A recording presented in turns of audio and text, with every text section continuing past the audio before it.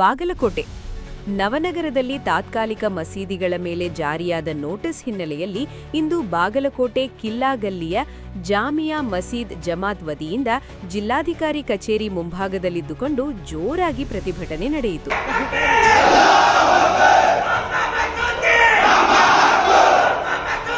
ಅಲ್ಲಿ ಅನಧಿಕೃತ ಮಸೀದಿಗಳು ನಿರ್ಮಾಣವಾಗುತ್ತಿವೆ ಎಂಬ ದೂರುಗಳ ಹಿನ್ನೆಲೆಯಲ್ಲಿ ಬಾಗಲಕೋಟೆ ಪಟ್ಟಣ ಅಭಿವೃದ್ಧಿ ಪ್ರಾಧಿಕಾರವಾದ ಬಿಟಿಡಿಎ ಪೊಲೀಸ್ ಇಲಾಖೆಯ ಮೂಲಕ ಮಸೀದಿ ಶೆಡ್ಗಳಿಗೆ ನೋಟಿಸ್ ಜಾರಿ ಮಾಡಿದೆ.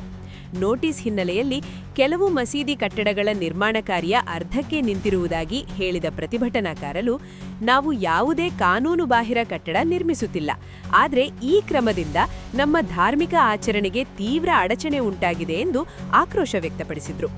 ಮಸೀದಿಗಳ ಮೇಲಿನ ನೋಟಿಸ್ ಹಿಂತೆಗೆದುಕೊಂಡು ಧಾರ್ಮಿಕ ಆಚರಣೆ ನಿರ್ವಹಣೆಗೆ ಜಿಲ್ಲಾಡಳಿತ ಸಹಕಾರ ನೀಡಬೇಕೆಂದು ಒತ್ತಾಯಿಸಿದ ಮುಸ್ಲಿಂ ಸಮುದಾಯದ ಮುಖಂಡರು ಜಿಲ್ಲಾಧಿಕಾರಿ ಸಂಗಪ್ಪ ಅವರಿಗೆ ಮನವಿ ಸಲ್ಲಿಸಿದರು.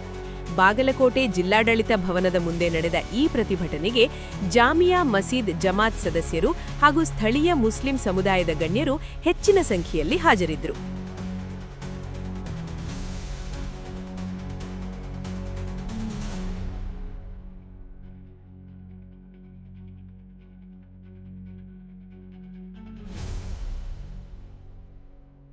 ನಗರ ಮಾಜಿ ಶಾಸಕರು ಚಿರಂತಿಮಟ್ಟಿಯವರು ಹೇಳಿರುವ ಹೇಳಿಕೆ ಸತ್ಯಕ್ಕೆ ದೂರವಾದ ಮಾತು.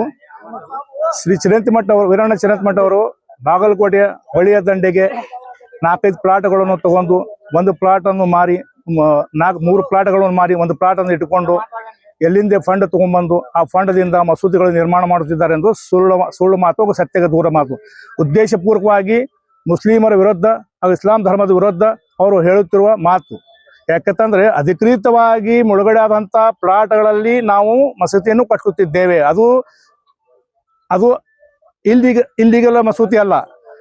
ಟೋಟಲ್ 45 ಪ್ರಕರಣಗಳಲ್ಲಿ 30 ಗುಡಿಗಳು 15 ಮಸೂದಿಗಳಾಗ್ಯಾವ. 15 ಮಸೂದಿಯಲ್ಲಿ 5 ಮಸೂದಿಗಳು ಮಾತ್ರ ಸ್ಯಾಂಕ್ಷನ್ ಆಗ್ಯದ. ಅದು HYMT ಸಾಹೇಬರ BTD ಚೇರ್ಮನ್ ಹಾಗೂ ಅವರು ಶಾಸಕರು ಇದ್ದಾಗ, ಚಿರಂತಿಮಠರು ಇದ್ದಾಗ ನಮ್ಮ ಯಾವ ಮಸೂದಿಗಳನ್ನು ಸ್ಯಾಂಕ್ಷನ್ ಮಾಡಿಲ್ಲ. ಯಾವುದೋ ಜಮಾತದ ಆಸ್ತಿಗಳು ಮುಳುಗಡೆ ಆದ್ರೂ ಕೊಡ್ಲಿಲ್ಲ.